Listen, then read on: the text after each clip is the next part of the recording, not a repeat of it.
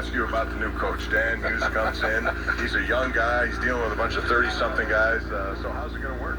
Look, like Dan Hughes, boys, listen. I saw this guy play in the USA team. Nice.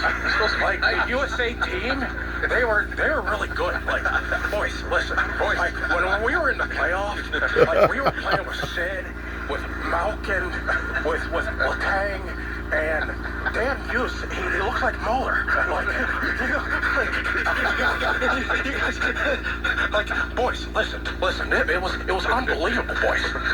Well, I think imitation's a form of flattery. If you didn't know better driving along, I gotta get that was Tyler. Yeah, I gotta get lessons. You got the boys going. The boys Boys. Yeah, if there's ever like a meeting or something and you don't want to be there, just have Doran jump on there. I had no idea you do. Do you do others aside from? I told you he does a great Randy Moss. Okay. He does a great Heath Ledger. Joker's probably the best. Let me get a little sample of that. Good evening, ladies and gentlemen. I am tonight's entertainment. I only have one question. Where is Harvey Dent? Why so serious, Bob? That's perfect. Yeah, that's very good. My goodness. Wow. Who knew? We have a Rich Little in our hands right here. Yeah. What do you think about that imitation of yourself? And I hope he's not on. I guess it's kind of boys. the boys, yeah, I think it's because that's a hockey thing, right? Yeah, that's a hockey That's a hockey thing. Yeah, guys always. I like it. That's great. I think it's because like you have to, like, if you don't say boys, no one will listen. You know, because there's too much chatter along like the club. So you're hey, boys. Tyler, I'm actually speaking here. Can you believe this Bissonnette story? It's wild with him. Have you heard about this? What happened? The goat? The gout. Yeah, the gout. Oh, what happened to him? So he works for TNT, and when you show up on set at TNT to start the day, they order out, and then they're there for multiple games, so they'll do a second catering thing before they're done. And so he started in mid-April, and they've gone through June, and he's basically been there every day. So he's on every show, so that's what, almost 2 months worth of shows, 60 days almost.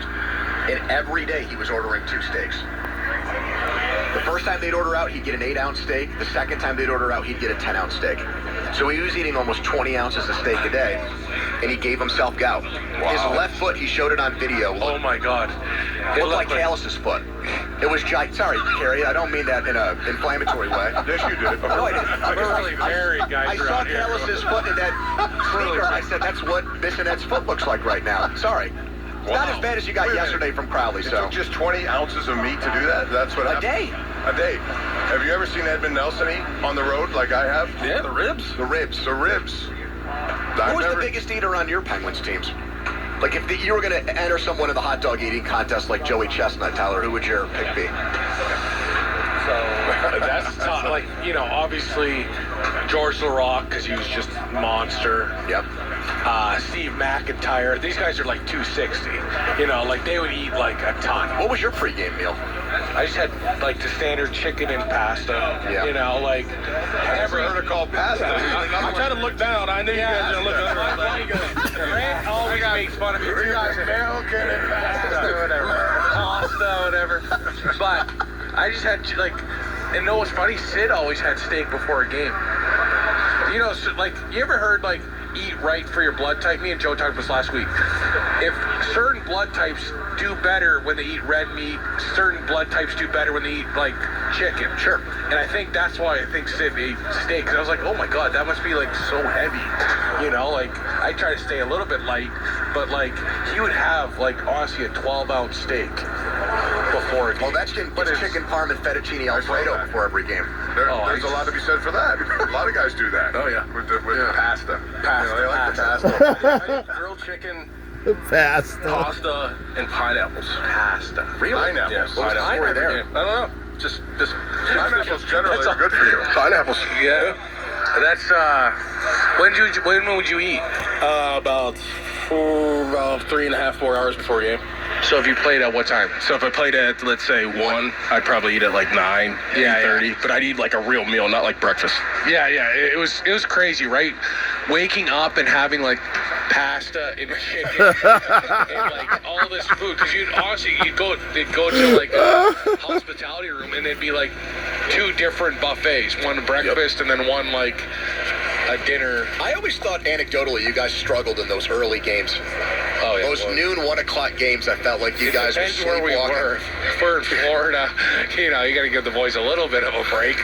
But, You guys famously would go to the beach, tweet about it, talk about They it. would? Oh, yeah. Before the day before.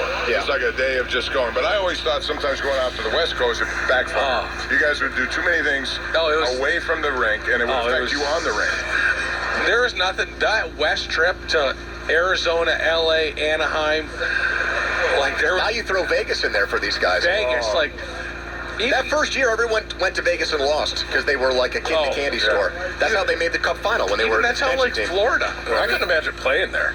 Like actually on the like being for the Golden Knights, or even I always thought I could never play for the Dolphins. Like I would never last. There we go. We got engine number 641. Well, you know Peters Township. You played in Buffalo with my buddy Craig Urbick. Yeah. So he went down to Miami at the end of his career.